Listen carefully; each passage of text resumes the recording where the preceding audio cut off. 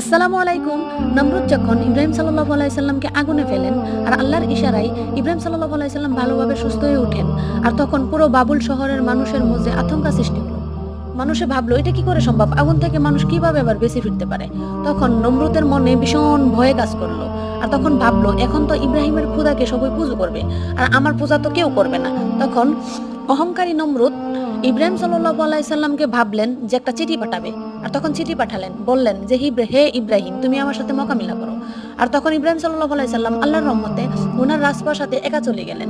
নমরুদ সোনার চেয়ারে বসেছিলেন, আর তখন ইব্রাহিম সাল্লাল্লাহু আলাইহি সাল্লামকে কোশ্চেন করেছিলেন যে তুমি কোন খোদার ইবাদত করো, আমার থেকে বড় খোদা পৃথিবীতে আছে নাকি? তখনই ইব্রাহিম সাল্লাল্লাহু আলাইহি সাল্লাম বললেন যে হ্যাঁ আছে, আমার খোদা মানুষকে জীবিতও করে আবার মৃত্যুও দেয়। নমরুদ ভীষণ চালাক।